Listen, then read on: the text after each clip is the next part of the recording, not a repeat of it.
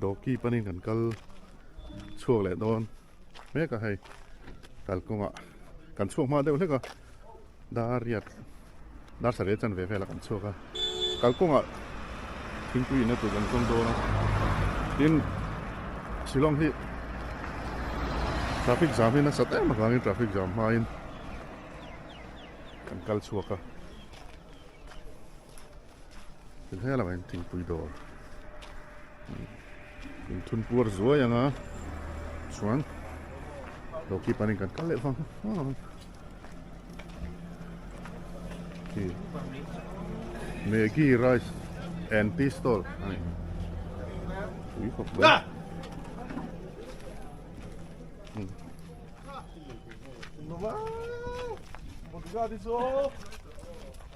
anh ui po hay sao ui chuan thế là mọi hiến là thiên thật dối em đây là mọi hiến lùi đầu luôn ạ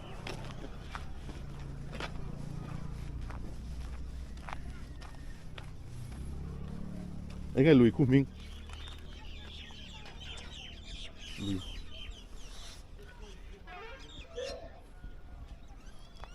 hàng la về thì mà khúc vậy ạ lùi cầm về lại lủng thì khám về lại lủng muốn cần tiếng chi cái tiếng ông hiu ở ôm khám mắc một xí rồi hơn lủng muốn mà ôm rất vậy ạ lủng trên cả thế bà lụa đèn xia mà lấy mẹ lủng cần tiếng chi đâu khó ở trên cái chỗ ông khóc mới thì vài và tụt một nó mấy living road bridge ạ cần cal đồ nó chuan hay lại hiến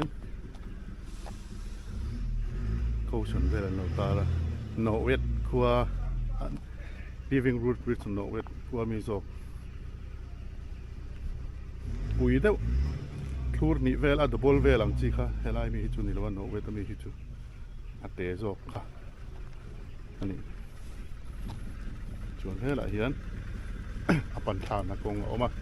step là gì apan thang na cần làm gì cả cần thằng hơi lâu tuổi ngay là thằng lúc hú lì của tôi nhá mấy anh step bộ anh chỉ thắp khóc mà hay cả bốn luôn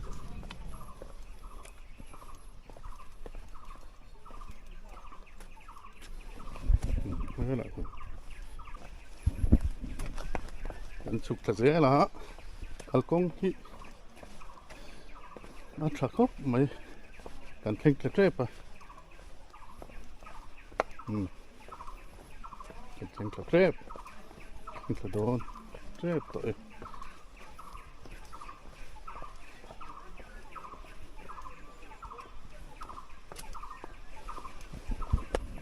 này lậu tê bắt tê lal tê tek tí vel tê ăn sám nữa mày ăn sám rồi xịt tụi nữa chứ hey đừng khen á là hiện entry lầu khôn à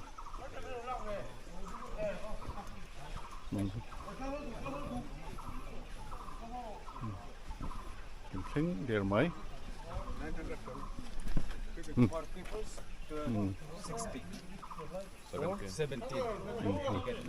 17. And camera. We come from that side. And then our bus is here. If you see, I will cut the ticket. You are easy now.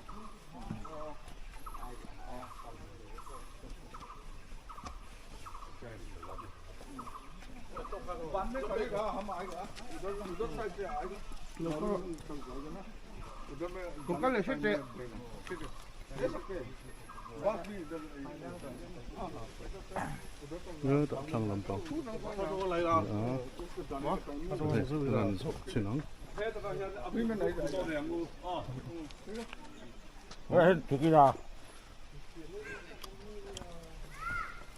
số lại cho nên post đọc lúa khăn tổ biểu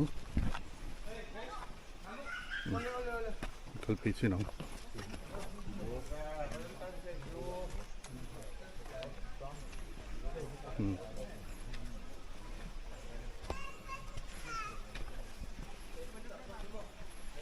khép khép vậy mình không có hiện double thế cả lâu khác anh ấy thì anh double lâu rồi phải tùy khép vậy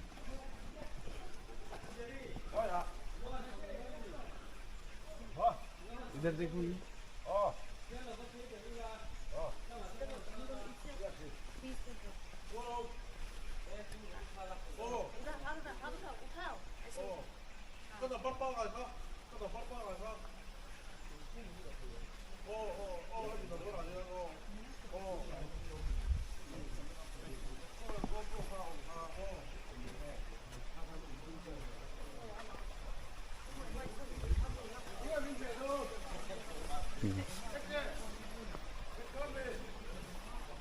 ये là một gì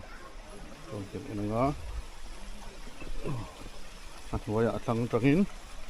chẳng là cái ống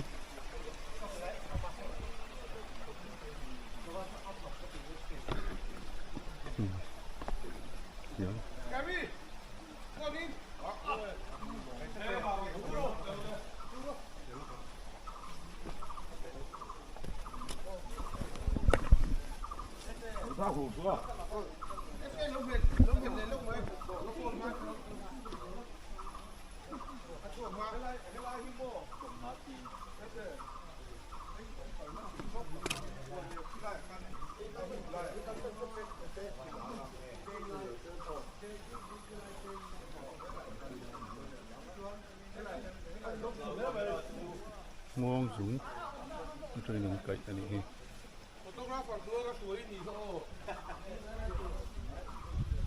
muông muông nghe buông phải o buông anh ấy thì do con dùng ở trong cái lệ xiên anh ấy thôi anh nói hết cái phim khóc vậy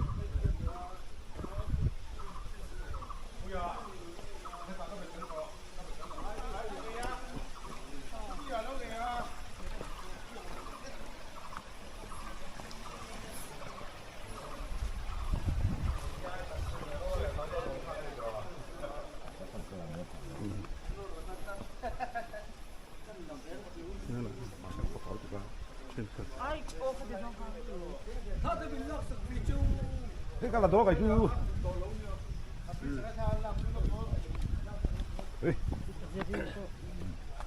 Puzar Ron Sukla Hata Salah dah kan buat mandok kan buat foto kan ini semua tak hian Wah, saya belum lock deh, roh. Yang kilo. ada pesangan ale lo kalau orang dum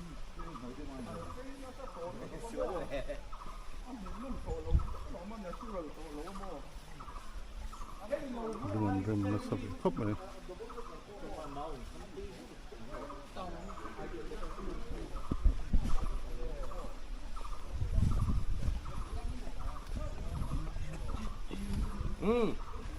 cái rồi lên có sẵn tờ đó ít nọc tờ ấy looks bật luồng looks phải khát looks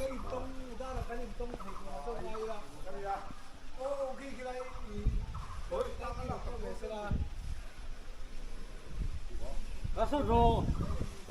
alo cái là thu ta hiện group photo này lo kia cái bản gì mà tuan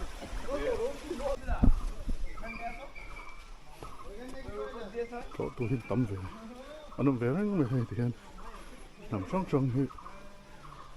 cần về nữa rồi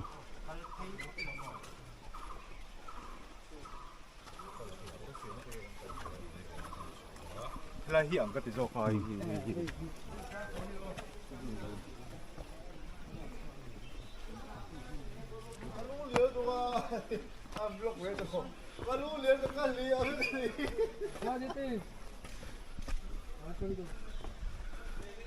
ভালো করে তোল যতটা টানতে পারে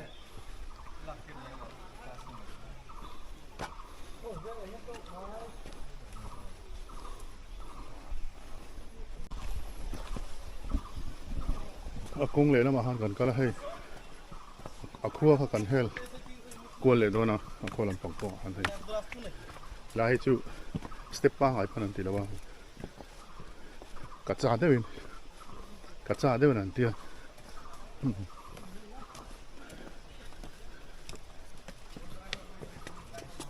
tại nên trượt phi nên lâu na đi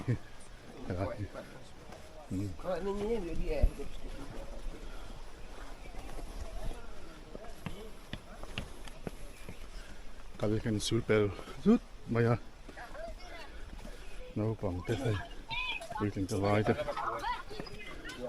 อันนั้นกันบอกกันที่เห็นกันเลยน้อยไหมไม่นี่จุดชวนให้ตัดฉากเฮียนที่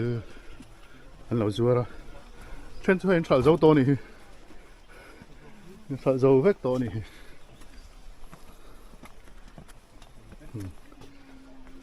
ฮียนไอ้ถ่ายถ่ายรูปตัวกับมุฮิลตัวปนี้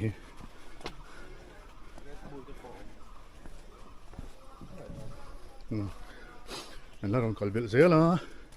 aten kan ho chho mek zela family ten an kala thian hote tikhan taka wen hi ka chok thut video ni take ma se mai che period vi ni lawin valentine's day ni take wen hi khai chok har ha mai amai ro chu tiang hian kan vi dei man na ani mai he ta hian dor pakhat lo le a hei ors te po an zuara ni di hei uwa te po an zuara chu an nam hla an play lung len tha an tha han hei se chu an lung len tha da pe rot thung le rot ke kan ti mai mi zo te chuan mar te rot na kan ti kha thingin mam na lo sia ma ni chuan he ta hian eng tui nge po ka lo he ar tui nge lem nge po ka lo chuan he nam thil ve an zuara he ta hian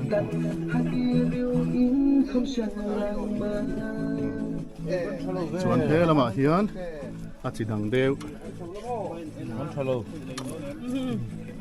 chuan he ta hian Japanese lampang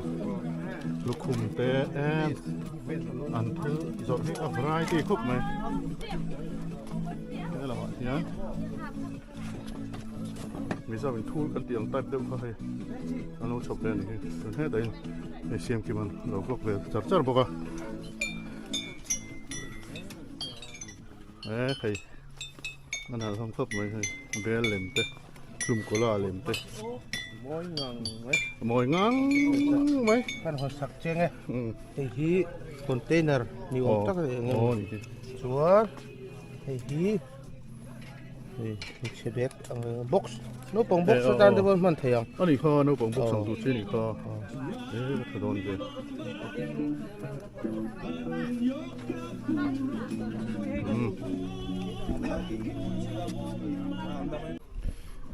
cái food bridge kan kalna kha ta hian motor kan ta a chuan chi sang hian on kal ve a tourist motor private taxi ten manga am sang an kal ve de mo mai la ma hian homestay te po ma ria theina chi lai mun plo te ta na ve thei tu rang chi kha an siam boka chun hela hian private in oma thil hi an zuar dek for an in bula hian alo thlok alo thaveu ni taringa hei tourist motor train chu car te Innova motor te oma hei phei chu sarkar official motor ani tlat mai chuan he lama hian an khua chu vel kan om boka chuan he lại hian thil zo na mun om boka chuan lampang hi akal kong pakhat zo lampang hi ani boka ni chuan he tai pi hian thil zuar do na hei lon pha me ta chuan he lama hian ti lệ lunch vel thu gần gì cả cho nên thế là hiền rồi na thiếu rồi na bụng cho lại bụng khẩu bệnh na bụng này cho thế là mà hiền cả cùng thảo mà cho nên thiếu क्यों क्या हुआ rồi ra thiếu sáng tăng 10 का दे दो sáng ये लेगा हम लोग cho nên là hiền apan na lệ làm tập hợp thế là hiền वही बोल रहे हैं ना thạc tổ rồi nhỉ ha Ê lo. tuy vắt lẩu ạ lùi kha cái bụi phu bứt kha lên thạc thế này Molinong khua ở tuần hai cái nông mẹ cả cleanest village in Asia thì anh ạ Asia ra mà có phải về là nè hay là bazar về là nè chuan Asia ra mà có phải về là nè nó sao này anh tệ này hiện tại cũng có mấy anh soi đàn chuan sắp tới sau này anh cả lại lâu phải vàng khan rất là vàng chuẩn thế là bạn hiến thiếu rồi cleanest village anh tị na ngin kan empty là clean hết bị của mấy thế này thôi mình thấy thấy gọi vợ tuần bây giờ clean hết rồi cleanest village in Asia thế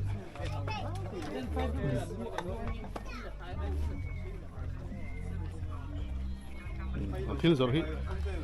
anh làm thiếu lẽ mấy cái là ya state anh thiếu quay một không xong xong sao tại hiện anh thiếu là thà là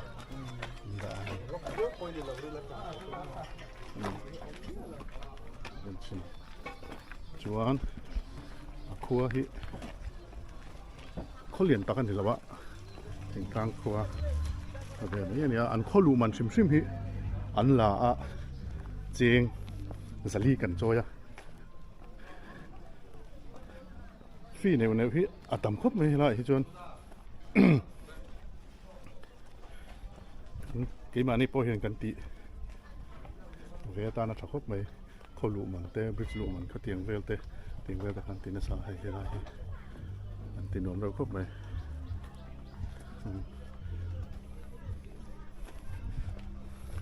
bol ho pai na hi anh đã ra hay mình sao nó thu cái tiền đeo lệch lực can thì hay anh đã biết anh bị răng chưa chọn hay là mà hiền tiếng bùi vel thiên ý tụt vel ông nó làm anh thành đó nè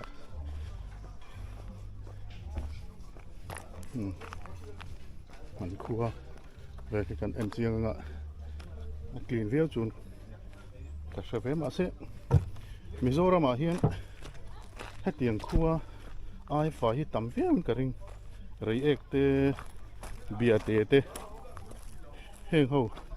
khua ina phải lo mà năn lạc ai khana phải vắt na bi khi cái lâu này cleanest village anh ní na san kha anh soi dan chuan tourist zim ten anh cả lai về na phải chu tha anh la kha anh phô chu cái chu anh ấy đâu mấy lần soi à nên hay mau lì rồi chu anh soi đàn này á đâu rồi soi na khá là cũng qua chu mi hàng chu anh tí anh ôm ấy chuan hay là hiện thiếu ấy nát mun mà cái này thì thiếu ấy nó không đủ chút cái này thiếu cái này đó còn hay là bảo hiền ăn có chuông làm bằng hị tối té ăn vlog liền nghe ăn có chuông chú hay chú phải về riêng mày ạ này chút liền té cú và cuống nghe cô con nát cuống về là chút liền xiên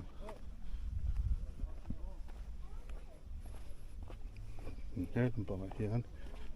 chuông phải chú anh thì phải về thực vật anh ấy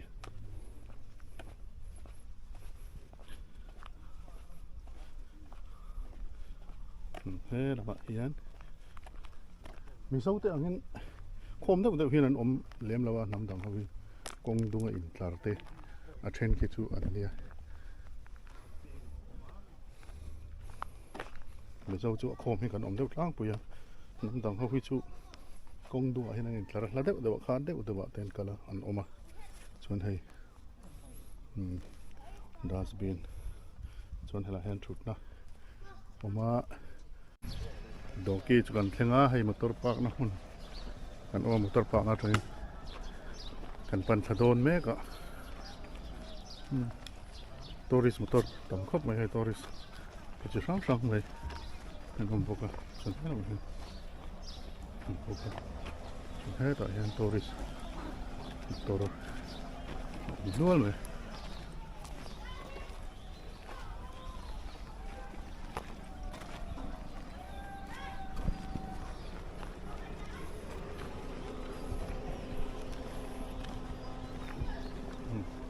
bún hai hiền đồ sáng sáng ôm mặt xuống thế là mà toilet ôm bốc à thế là mà nhá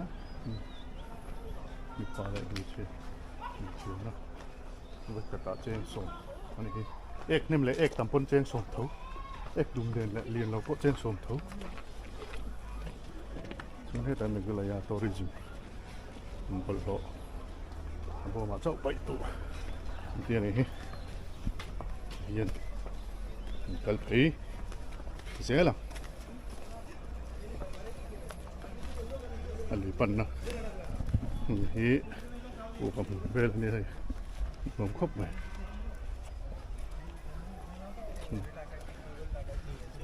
tôi sáng sáng tuần đầu cái village anh uống rượu khóc mày thế là bạn chặt phải làm nào thì cho sáng sáng thấy lâu thế স্কুলে একজনের আছে có দারুণ মিষ্টি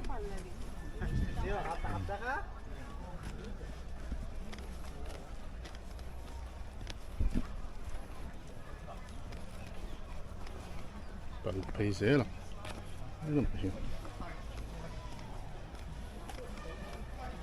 đây là bạn hiện thiên quyền của tụi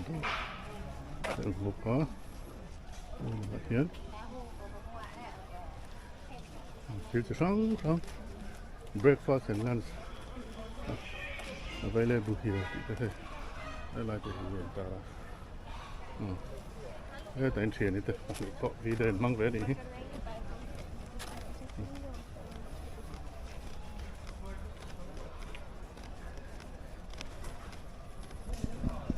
life jacket te po nun tha chon la hol le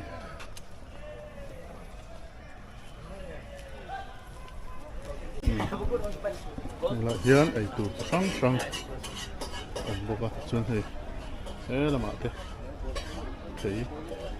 an zuar na samai a doki thlen ma de bin thai thil ai tu sang sang no zuar la ma hian mà không chuyển tới hồi kia đây một bọc à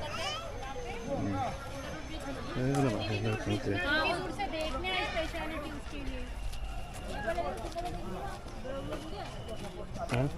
rice soup làm bột một cái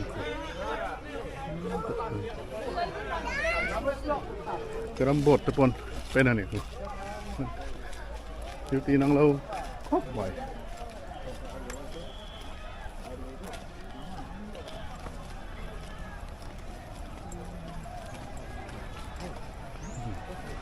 bắt mối token Meghalaya tourism yan signboard ng laktar ano review tak kan sing doon to ni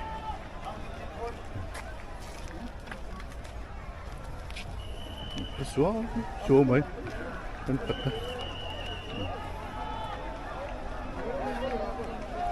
okay map mày à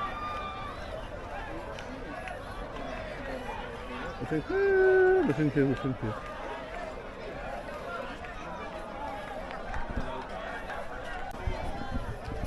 Missing quý anh xin nuôi mẹ chỉ tiền chỉ tăng anh tâm phục máy lúng mom chỉ trong đã đấy anh lên bốc à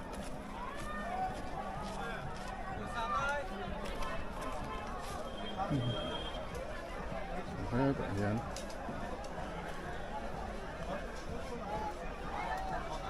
ticket counter key là kia border security force in first line of defense and they can border security force and duty at one Bangladesh le India in nalai ani bangin so la son border lungan puna chu Bangladesh lama kalpe hi an phal nak lawa security force te hian hi lama hian hian te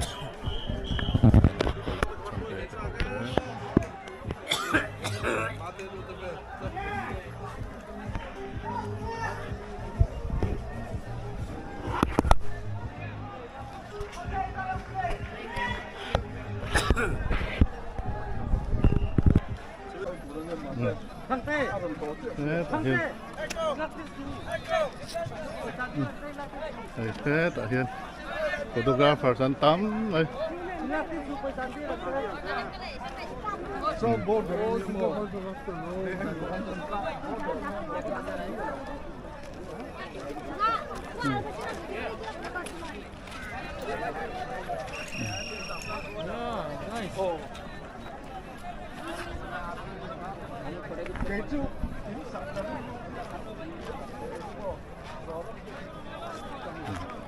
đồ kỳ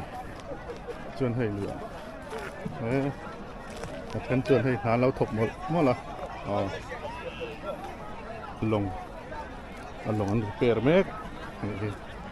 thân chuồn hơi lại hết cá chuông tụi cái này bị ớt viêu to thế là mặt hiến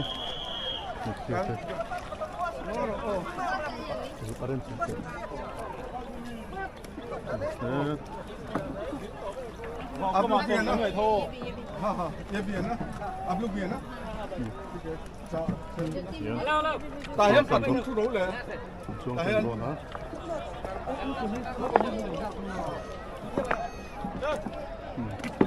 Có kỳ đi vừa mình chạy thôi.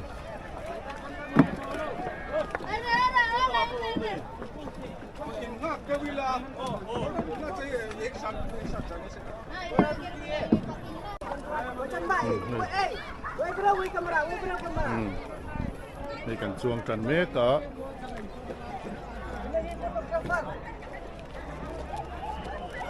Mà pui lên.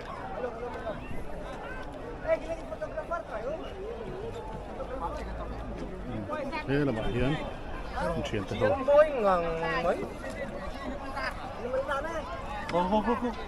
À, nó là sách xuống ngô. Cái sổ đây.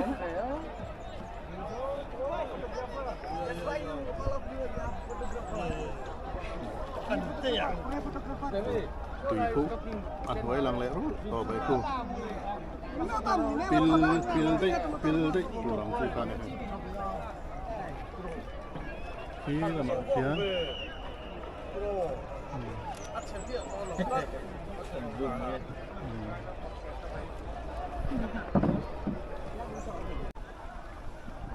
ăn đồ kia việc sạc thì hết chuẩn thế là mọi kia chuyển tê oma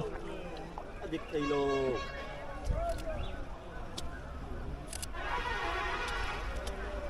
là mọi kia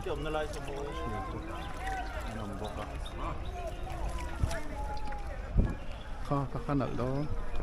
thuộc lầu lai đều cần xem hay chân tê thuộc lầu lai đều lùi núi luôn hơi làm tăng thế chỗ này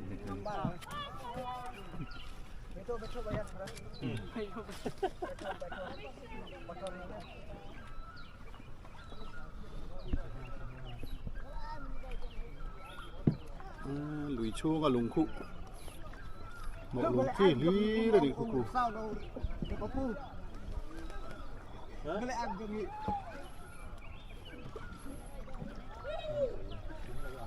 ngon hơn đấy đu tô mau chinh là chỉ thổi lạnh vậy cái lồng khăn tụp po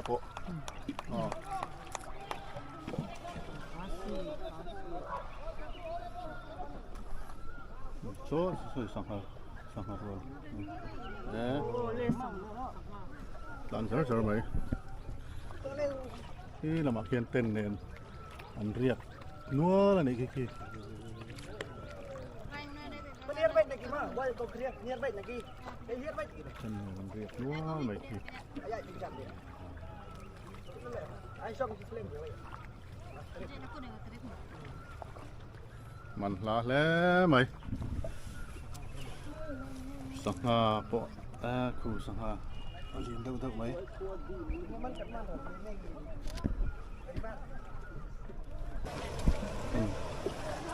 người lệ lắm ạ, cần coi thì suar, áo mặc cái đại kia, suar thà cần là đồn, chuẩn hay hết lại hiền đồ, hello ôm cà pin, anh lúng xìm như này, ông muốn tập hút mấy hơi, chuẩn hay hết lại kia, tiền quỷ, nó ôm anh đồ thắng sang là lẩu tấm hộp mấy. Suar kantal do na achak lam panga hian suar alo oma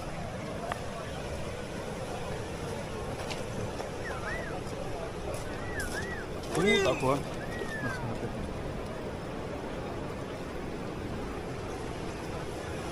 do ki suar ke chon thei hela hian bit oma hai alui ta kana chon thei hela hian Tên song, biết cái thì mà nói tên song, tí này, thế là hiện, suar, không có đi suar to khi suar, cái này chút, nè, mồi nóng mày,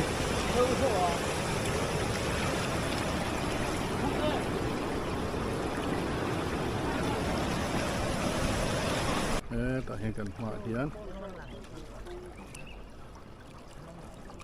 family perfectan ama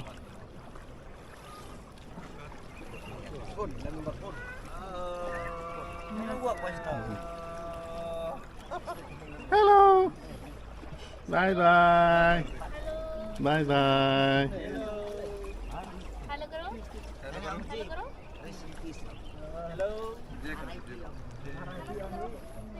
đúng liền thế độ tầm khóc vậy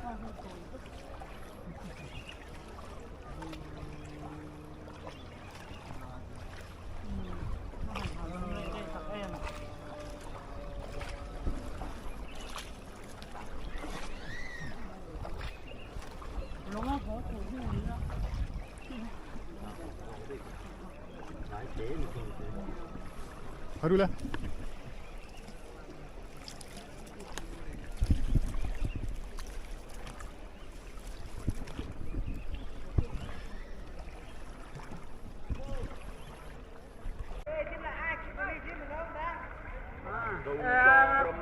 buôn nè à. Giờ xong nó lên nhá. Sao nó lên mấy à? Chưa clear.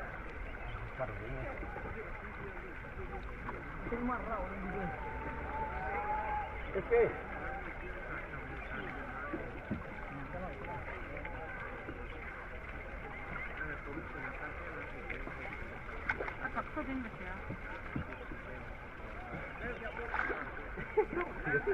làm à, tất nhiên kem อันเอามาเต้นเนี่ยชวนสกูบาไดวิ่งซิลเตอันนั้นบอกว่า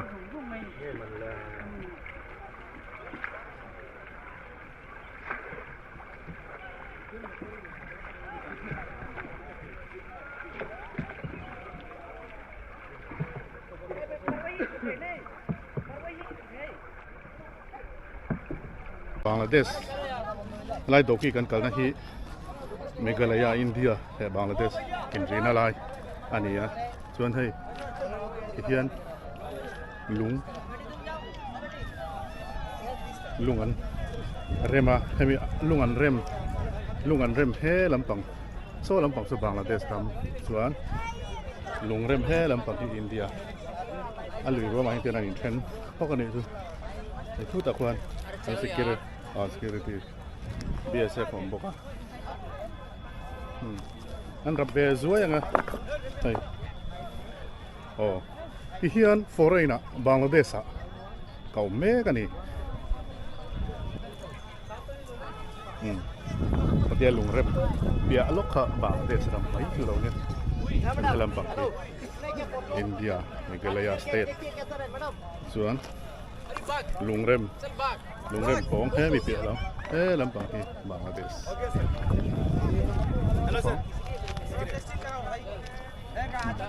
ลุงเริ่มช่วยที่เทียนที่ไม่เห็นเนี่ยลุยาเทียเริ่มไม่เห็นเนี่ยดูโตที่เขาประกาศเทโลนั่นนี่ไอ้ BSF ก็บอกดิวตีนกันแล้วบอกไหมที่เทียนนะหัวหน้าเทียนให้โฟโตกราฟเฟอร์อันเราผมดูแลเทียนถ้าอันลักษณะดูเขาชวนบริษัทเต้มันโซยเตียงท่านอันนี้ไปสลักอันนี้ไปเลยงานอะไรนี่นี่แหละเทียน BSF point ไปลองพบกันเทียนดอกกี้จุกันชัวสนาม